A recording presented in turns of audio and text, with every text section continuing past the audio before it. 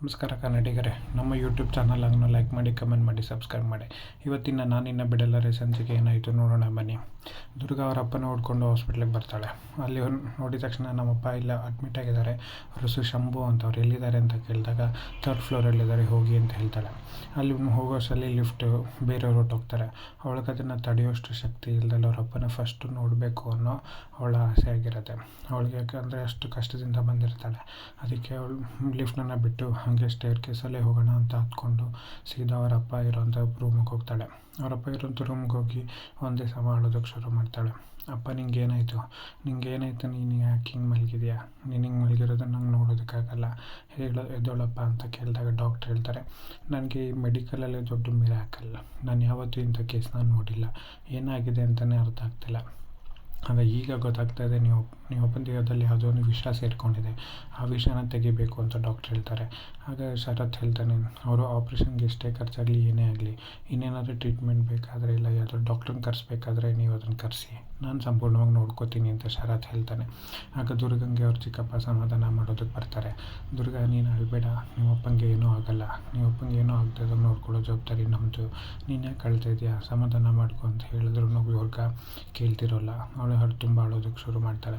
ಅಪ್ಪ, ನೀನು ಹೀಗೆ ಯಾರ ಮಾತನ್ನು ಕೇಳ್ದಲೆ, ನೀನು ಹೆಂಗೆ ಬೇಕೋ ನಿನ್ನ ಅರ್ಥ ಆಗ್ದಲೇ ಇರೋ ಪದಗಳನ್ನೇ ಮಾತಾಡ್ಕೊಂಡು ಬೇಕಾದ್ರೆ ಓಡಾಡ್ತಾರೋ, ನಾನು ನಿನಗೇನು ಹೇಳಲ್ಲ, ನಿನಗೆ ಬೈಯೋದಿಲ್ಲ, ನಿನಗೇನು ಹೇಳ್ದಲೆ ನಾನು ನೋಡ್ಕೋತೀನಿ, ದಯವಿಟ್ಟು ಎದ್ದೋಳಪ್ಪ, ನಿನಗೆ ಮಲ್ಕೊಂಡಿದ್ರೆ ನನಗೆ ಭಯ ಆಗುತ್ತೆ, ನಿಂಗೆ ಏನಾಯಿತು ಅಂತ. ಫಸ್ಟ್ ಅಮ್ಮನ ಕಳ್ಕೊಂಡೆ, ಅದಾದಮೇಲೆ ಅಕ್ಕನ ಕಳ್ಕೊಂಡೆ, ಈಗ ನಿನ್ನೂ ಕಳ್ಕೊಳ್ಳೋದು ನಂಗೆ ಇಷ್ಟ ಇಲ್ಲ, ಎದ್ದೋಳಪ್ಪ ಅಂತ ಹೇಳಿ ದುರ್ಗ ಕರೀತಿರ್ತಾಳೆ. ಇಲ್ಲಿ ಮನೇಲಿ ಮಾಯಂಗೆ ಸಿಟ್ಟೇ ಬರ್ತಾ ಇರುತ್ತೆ. ಏನಕ್ಕೆ ಅಂದರೆ ಶರತ್, ದುರ್ಗಾ ಮತ್ತು ಹಿತ ಇರೋಂಥ ಫೋಟೋ ನೋಡಿದ್ರೆ ಮಾಯಂಗೆ ಸಿಟ್ಟು ಬರ್ತಿರುತ್ತೆ. ಆ ಸಿಟ್ಟನ್ನ ಕಮ್ಮಿ ಮಾಡ್ಕೊಳ್ಳೋಕ್ಕೆ ಅಂತ ಲಾನಿಗೆ ಬಂದು ಕೂತಿರ್ತಾಳೆ. ಆ ಲಾನಿಗೆ ಬಂದು ಕೂತ್ಕೊಂಡಾಗ ಅವಳ ತಲೆ ಮೇಲಿಂದ ಒಂದು ಫೋಟೋ ಬೀಳುತ್ತೆ. ತಿರ್ಗಿ ಅದೇ ಆ ಫೋಟೋದಲ್ಲಿ ಅವ್ರು 3 ಜನ ಇರ್ತಾರೆ. ಇದು ಹೆಂಗೆ ಬಂತು, ಈ ಫೋಟೋ ಹೆಂಗೆ ಬಂತು ಅಂತ ಇಬ್ಬರು ಶಾಕಾಗಿ ನೋಡ್ತಿರ್ತಾರೆ. ಒಂದೇ ಸಮ ಒಂದ್ರ ಮೇಲೆ ಒಂದು ಫೋಟೋಗಳು ಬೀಳ್ತಾ ಹೋಗುತ್ತೆ. ಆ ಫೋಟೋ ಬಿದ್ದಾಗ ಎಲ್ಲಿ ಬೀಳ್ತಾರೆ ಅಂತ ಮೇಲೆ ತಲೆ ಎದ್ದು ನೋಡಿದ್ರೆ ಆಗ ಗಿಣಿ ಬಂದು ಫೋಟೋಗಳನ್ನ ಬೀಳಿಸ್ತಾ ಇರತ್ತೆ. ಅದು ನೋಡಿ, ಇವ್ರು ನೀನಾಗಿ ಬೀಳಿಸೋದೆ, ಹೋಗಿ ಆ ಕಡೆ ಅಂತ ಓಡಿಸೋದಕ್ಕೆ ಹೋಗ್ತಾರೆ. ಆಗ ಗಿಣಿ ಹೇಳುತ್ತೆ, ಏ ಮಾಯಾ, ನಿನ್ಗೆ ಆಟ ಕೊಡೋಕ್ಕೆ ಅಂತಲೇ ನಾನು ತಂದು ಹಾಕಿದ್ದೀನಿ, ಇನ್ನೇನಾದರೂ ಬೇಕಾದರೆ ಹೇಳೋ, ನಾನು ಕೊಡ್ತೀನಿ, ಬೇಕಾದರೆ ತಂದು ಕೊಡ್ತೀನಿ ಅಂತ ಹೇಳುತ್ತೆ. ಅದಕ್ಕೆ ಇವಳು ಸಿಟ್ಟು ಬಂದು ಇಲ್ಲಿಂದ ಹೋದರೆ ಸರಿ ಇರಲ್ಲ ಅಂತ ಹೇಳುತ್ತೆ. ಅದೇ ಸಮಯಕ್ಕೆ ಶರತ್ ತಂಗಿ ಬರ್ತಾಳೆ. ತಂಗಿ ಬಂದು ನಿಮ್ಗೆ ಏನಾಗಬೇಕೋ ಅದಾಗತ್ತೆ, ಇಲ್ಲಿ ಯಾರು ಯಾವುದನ್ನು ತಡೆಯೋದಕ್ಕಾಗಲ್ಲ, ಆಗಬೇಕಾಗಿರೋದು ಆಗಲೇಬೇಕು.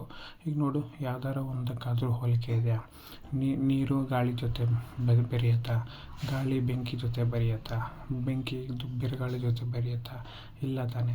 ಹಾಗೆ ನೀನು ಕೂಡ ಬೇರೆಯವ್ರನ್ನ ಹೊಂದೋದಕ್ಕಾಗಲ್ಲ. ಏನು ಹೇಳಕ್ಕೆ ಬಂದೆ ಹೇಳು ಅಂತ ಅಂದಂಗೆ, ಹಂಗಲ್ಲ, ನಿನಗೆ ಮತ್ತು ರಿಯಾಲಿಟಿಗೆ ಹೊಂದಾಣಿಕೆ ಇಲ್ಲ ಅಂತ ಹೇಳೋದಕ್ಕೆ ಬಂದೆ. ನೀನು ಯಾಕೆ ಇಷ್ಟೊಂದು ಟೆಂಪರ್ ಆಗ್ತೀಯ ಮಾಯ, ಕೂಲ್ ಡೌನ್, ನಿಂಗೆ ಏನು ಸಿಗಬೇಕು ಅದು ಸಿಗುತ್ತೆ, ತಲೆ ಕೆಡಿಸ್ಕೋಬೇಡ, ನಾನು ಹೇಳೋದು ಖಂಡಿತ ನಿಜ ಅಂತ ಹೇಳ್ತಾಳೆ. ಆಗ ಮಾಯಂಗೆ ಸಿಟ್ಟು ಬರುತ್ತೆ, ಏನು ಹೇಳೋದಕ್ಕೆ ಹೊರಟಿದ್ಯಾ, ಹಿಂಗೆ ಮಾತಾಡ್ತಿದ್ರೆ ನನ್ನ ಕೋಪ ನತ್ತಿಗಿರುತ್ತೆ ಅಂತ ಹೇಳ್ತಾಳೆ. ಸರಿ ಆಯಿತು, ಕೋಪ ಮಾಡ್ಕೊಬೇಡ, ನಾನು ಹೊರಡ್ತೀನಿ ಅಂತ ಹೇಳಿ ಅವಳು ತಂಗಿ ಅಲ್ಲಿಂದ ಹೊರಡ್ತಾಳೆ. ಈ ಮಾಯ ಇವರೆಲ್ರಿಗೂ ಏನೋ ಆಗಿದೆ ಅಂತ ಹೇಳಿ ತಿರುಗ್ತಾಳೆ. ಅಷ್ಟರಲ್ಲಿ ಶರತ್ ಅಪ್ಪ ಅಲ್ಲಿಗೆ ಬರ್ತಾರೆ. ಶರತ್ ಅಪ್ಪ ಬಂದು, ಹಾಂ ಟ್ಯಾಬ್ಲೆಟ್ ತೊಗೊಂಡೆ, ಈಗಷ್ಟೇ ದುರ್ಗಾ ಟ್ಯಾಬ್ಲೆಟ್ ಕೊಟ್ಟಳು ಅಂತ ಹೇಳ್ತಿರ್ತಾರೆ. ಹಾಗೆ ಮಾಯಿಂಗಾಗ ನೆನಪಾಗತ್ತೆ, ಅವರು ನಮ್ಮಿಬ್ಬರು ಮದುವೆ ಇಷ್ಟ ಇಲ್ಲ ಅಂತ ಮಾತಾಡ್ಕೋತಿದ್ರಲ್ಲ, ಎಲ್ರಿಗೂ ದುರ್ಗಾನೇ ಬೇಕು, ದುರ್ಗಾ ಎಲ್ರಿಗೂ ದುರ್ಗಾ ಇದ್ದರೆ ಸಾಕು, ಎಲ್ಲ ಕೆಲಸ ಅವಳೇ ಮಾಡಬೇಕು ಅಂತ ಅಂತಾರೆ. ಏನು ಅಂದ್ಕೊಂಬಿಟ್ಟಿದ್ದಾರೆ ಇವರೆಲ್ರಿಗೂ ದುರ್ಗಾನೇ ಬೇಕಾದರೆ ಮನೇಲಿರೋರೆಲ್ಲ ಇನ್ನೇನಕ್ಕೆ ಅಂತ ಮಾಯ ಸಿಟ್ಟು ಮಾಡ್ಕೋತಿರ್ತಾಳೆ. ಇಲ್ಲಿ ದುರ್ಗಾ ಒಂದೇ ಸಮ ಅವರಪ್ಪ ನೋಡ್ತಾ ಅಳ್ತಿರ್ತಾಳೆ. ಆಗ ಶರತ್, ದುರ್ಗಾ ಅಳ್ಬೇಡ, ಸಮಾಧಾನ ಮಾಡ್ಕೊ, ನಿಂಗೇನು ತಲೆ ಕೆಡಿಸ್ಕೋಬೇಡ, ನೀವಪ್ಪ ನೋಡ್ಕೊಳ್ಳೋ ಜವಾಬ್ದಾರಿ ನಮ್ಮದು, ಅದೆಷ್ಟೇ ಖರ್ಚಾದ್ರೂ ನಾನು ನೋಡ್ಕೋತೀನಿ ಅಂತ ಹೇಳ್ತಾನೆ. ಅದು ದುರ್ಗಾ, ಅಲ್ಲ ಬಾಸು, ನಾವಪ್ಪ ಈ ಥರ ಹೆಂಗೆ ಮಲ್ಕೊಂಡಿದ್ರೆ ನಂಗೆ ಹೆಂಗೆ ಆರಾಮಾಗಿರೋದಕ್ಕಾಗತ್ತೆ, ನೀವೇ ಹೇಳಿ, ನಾನು ಹಂಗೆ ಇರೋದಕ್ಕಾಗಲ್ಲ, ಯಾರ ಕಣ್ಣು ಬಿತ್ತೋ ಏನೋ ಗೊತ್ತಿಲ್ಲ, ಆದರೆ ನಾವಪ್ಪ ಹೆಂಗೆ ಮಲ್ಕೊಂಡಿರೋದು ನಂಗೆ ಸಹಿಸ್ಕೊಳ್ಳೋದಾಗ್ತಿಲ್ಲ, ಇವ್ರ ದೇಹದಲ್ಲಿ ವಿಷ ಹೇಗೆ ಬರೋದಕ್ಕೆ ಸಾಧ್ಯ, ಅದು ಏನಾಯಿತು ಅಂತಲೇ ಅರ್ಥ ಆಗ್ತಿಲ್ಲ ಅಂತ ಹೇಳ್ತಾಳೆ. ಆಗ ಅವ್ರ ಚಿಕ್ಕಪ್ಪ ಹೇಳ್ತಾರೆ, ಎಲ್ಲ ತಾಯಿ ನೋಡ್ಕೋತಾಳೆ, ನೀನೇನು ತಲೆ ಕೆಡಿಸ್ಕೋಬೇಡ ದುರ್ಗಾ ಅಂತ ಹೇಳ್ತಾರೆ.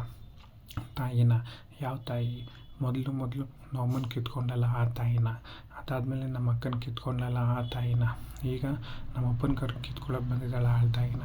ಅವಳು ನಂಬೋದ್ರಿಂದ ಏನು ಸಿಗುತ್ತೆ? ಅವಳಿಂದ ನಂಬೋದ್ರಿಂದ ಬರೀ ನೋವು ಸಾವು ಅಷ್ಟೇ ಸಿಗೋದು ಅಂತ ಹೇಳ್ತಾಳೆ.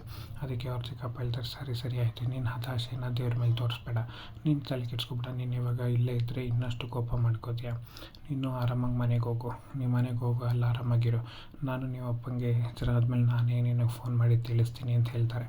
ಅದು ದುರ್ಗಾ, ಇಲ್ಲ ನಾನು ಅಪ್ಪನ ಬಿಟ್ಟು ಎಲ್ಲೂ ಹೋಗಲ್ಲ, ನಾನು ಇಲ್ಲೇ ಇರ್ತೀನಿ, ನಾನು ಅಪ್ಪ ನೋಡ್ಕೋಬೇಕು ಅಂತ ಹೇಳ್ತಾಳೆ.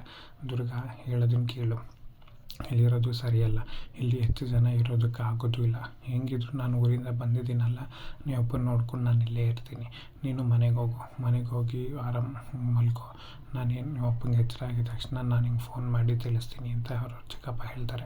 ಆಗ ಶರತ್ ಹೇಳ್ತಾನೆ, ಸರ್ ನಿಮ್ಗೆ ಏನೇ ಆದ್ರೂ ಒಂದು ಫೋನ್ ಮಾಡಿ ಸರ್, ನಾನು ಬರ್ತೀನಿ, ನೀವು ಇನ್ನೂ ತಲೆ ಕೆಡ್ಸ್ಕೊಬೇಡಿ ಅಂತ ಶರತ್ ಹೇಳ್ತಾನೆ. ಆಗ ಅವ್ರ ಚಿಕ್ಕಪ್ಪ, ಸರಿ ಆಯಿತು, ನಾನು ನಿಮಗೆ ಫೋನ್ ಮಾಡ್ತೀನಿ, ನೀವು ಇಲ್ಲಿಂದ ಹೊರಡಿ ಅಂತ ಹೇಳ್ತಾನೆ.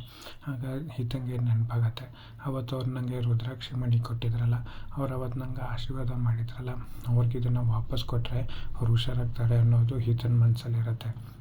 ಅದಕ್ಕೆ ಬರಬೇಕಾದ್ರೆ ಆ ರುದ್ರಾಕ್ಷಿ ಮಣ್ಣಿನ ತೊಗೊಂಬಂದಿರ್ತಾಳೆ.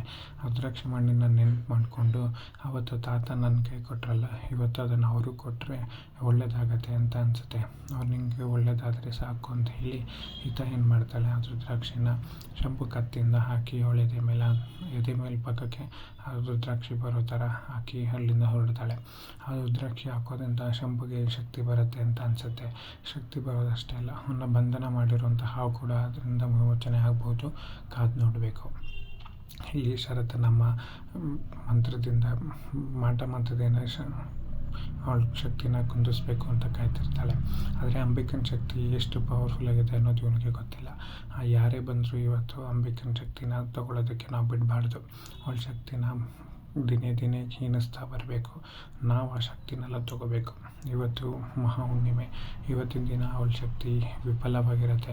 ಅವಳ ಶಕ್ತಿನ ವಿಫಲ ಮಾಡಬೇಕು ಅಂತಂದರೆ ನಾವು ಅದಕ್ಕೆ ಮಂತ್ರದಿಂದ ಅಷ್ಟೇ ಸಾಧ್ಯ. ನಂಗೆ ಅದೆಲ್ಲ ಗೊತ್ತಿಲ್ಲ. ಅವಳಿಗೆ ಏನಾದರೂ ಮಾಡಿ ಅವಳ ಶಕ್ತಿನ ಕಮ್ಮಿ ಮಾಡಬೇಕು. ಹಾಗೆ ಆ ಶಕ್ತಿನೆಲ್ಲ ನಾವು ತಗೋಬೇಕು. ಅವಳು ದಿನೇ ಶಕ್ತಿನೆಲ್ಲ ಕಮ್ಮಿ ಮಾಡಿಕೊಂಡು ಅವಳು ಹಾಗೆ ಹೋಗ್ಬಿಡ್ಬೇಕು ಅಂತ ಹೇಳ್ತಾಳೆ. ಆಗ ಅವ್ನು ಹೇಳ್ತಾನೆ, ಅಕಸ್ಮಾತ್ ಶರತ್ತನ ಮದುವೆ ಆಗೋಷ್ಟರಲ್ಲಿ ಇದಾಗಲಿಲ್ಲ ಅಂದರೆ ಆಗಲಿಲ್ಲ ಅನ್ನೋ ಮಾತೆ ಎಲ್ಲ ಆಗಲೇಬೇಕು. ಯಾಕೆಂದರೆ ಅಮ್ಮ ಧ್ಯಾನದಿಂದ ಬರೋಷ್ಟರಲ್ಲಿ ಅವ್ರ ಶಕ್ತಿ ಇನ್ನಷ್ಟು ಜಾಸ್ತಿ ಆಗಿರಬೇಕು. ಅದೇನು ಮಾಡ್ತೀರ ನಂಗೆ ಗೊತ್ತಿಲ್ಲ, ಆದಷ್ಟು ಬೇಗ ಮಾಡಿ ಅಂಥೇಳಿ ಅಲ್ಲಿಂದ ಹೊರಡ್ತಾಳೆ. ಇಲ್ಲಿ ಶರತ್ ಅವರಿಬ್ಬರನ್ನ ಕರ್ಕೊಂಡು ಗಾಡೀಲಿ ಮನೆ ಕಡೆ ಬರ್ತಾ ಇರ್ತಾನೆ. ಮನೆ ಕಡೆ ಬರಬೇಕಾದ್ರೆ ಇವರಿಬ್ಬರನ್ನ ಹೀಗೆ ಬಿಟ್ಟು ಸರಿಯೋಗಲ್ಲ ಅಂತ ಹೇಳಿ ಅವರಿಬ್ಬರಿಗೆ ಸ್ವಲ್ಪ ಸಮಾಧಾನ ಮಾಡೋದಕ್ಕೆ ಅಂತ ಕಾರ್ನ ಸೈಡಿಗೆ ನಿಲ್ಲಿಸಿ ಅಲ್ಲಿ ಹೋಗಿರೋಂಥ ಪಕ್ಕದಲ್ಲಿರೋ ಅಂಗಡಿಗೆ ಹೋಗಿ ಐಸ್ ಕ್ರೀಮ್ ತೊಗೊಂಬರ್ತಾನೆ. ಐಸ್ ಕ್ರೀಮ್ ತೊಗೊಂಬಂದು ದುರ್ಗಂಗೆ ಓಪನ್ ಮಾಡಿ ಕೊಡ್ತಾನೆ. ಕೊಡ್ಬೇಕಾದ್ರೆ ದುರ್ಗಂಗೆ ಹೇಳ್ತಾನೆ, ತಗೋ, ನೀನು ತುಂಬ ಸಿಟ್ಟಲ್ಲಿದೆಯಾ, ಹಂಗೆ ನಿನ್ನ ತಲೆ ಫುಲ್ ಸುಡ್ತಾ ಇದೆ ಅನಿಸುತ್ತೆ, ಐಸ್ ಕ್ರೀಮ್ ತಿಂದು ಸಮಾಧಾನ ಮಾಡ್ಕೊ, ತಣ್ಣಗೆ ಮಾಡ್ಕೊ ಅಂತ ಹೇಳ್ತಾನೆ.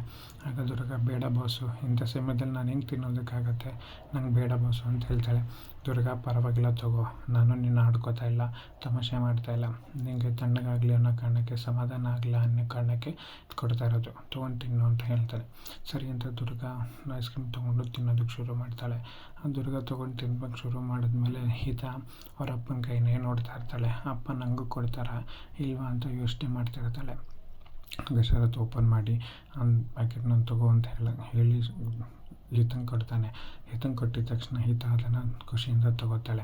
ಆಗ ಶರತ್ಗೂ ತೊಗೊಂಡಿದ್ದು ಖುಷಿ ಆಗುತ್ತೆ, ದುರ್ಗಂಗೂ ಖುಷಿ ಆಗುತ್ತೆ. ಆಮೇಲೆ ಶರತ್ ಹೇಳ್ತಾನೆ, ನಿಮ್ಮಿಬ್ಬರನ್ನ ನಾನು ಗೇಟ್ ಹತ್ರ ಬಿಟ್ಟು ನನಗೊಂದು ಇಂಪಾರ್ಟೆಂಟ್ ಕೆಲಸ ಇದೆ, ನಾನು ಅಲ್ಲಿ ಹೋಗಿ ಬರ್ತೀನಿ ಅಂತ ಹೇಳ್ತಾನೆ. ಅವರಿಬ್ಬರು ಸರಿ ಆಯಿತು ಅಂತ ಹೇಳ್ತಾನೆ. ನಾನಿಂದ ಹೋಗ್ಬೇಕಾದ್ರೆ ಈತ ಐಸ್ ಕ್ರೀಮ್ ತೊಗೊಂಡ್ಲಲ್ಲ, ಆ ಖುಷಿ ಅವನಿಗೆ ತುಂಬ ಆಗ್ತಾ ಇರುತ್ತೆ. ಅವ್ನ ಮನೆ ಹತ್ರ ಗೇಟ್ ಹತ್ರ ಬಿಟ್ಟು ಅವನು ಕೆಲಸಕ್ಕೆ ಅಂತ ಹೋಗ್ತಾನೆ. ಇವರಿಬ್ಬರು ಮನೆ ಒಳಗೆ ನಡ್ಕೊಂಡು ಮನೆ ಒಳಗೆ ಬರ್ತಾರೆ. ಇಲ್ಲಿ ಅಂಬಿಕಾ ಕನ್ನಡಿಲಿ ಬರ್ತಾಳೆ. ಕನ್ನಡಿಲಿ ಬಂತು, ನೀವೆಲ್ಲ ಯಾರು, ಯಾಕೆ ಹಿಂಗೆ ಮಾಡ್ತಾಯಿದ್ದೀರಾ, ಹಿಂಗೆ ಮಾಡೋದ್ರಿಂದ ನಿಮ್ಗೆ ಏನು ಸಿಗುತ್ತೆ, ನನ್ನ ಶಕ್ತಿನ ಯಾಕೆ ತೊಗೋತಾ ಇದ್ದೀರಾ ಅಂತ ಅಂಬಿಕಾ ಅವನ್ನ ಕೇಳ್ತಿರ್ತಾಳೆ.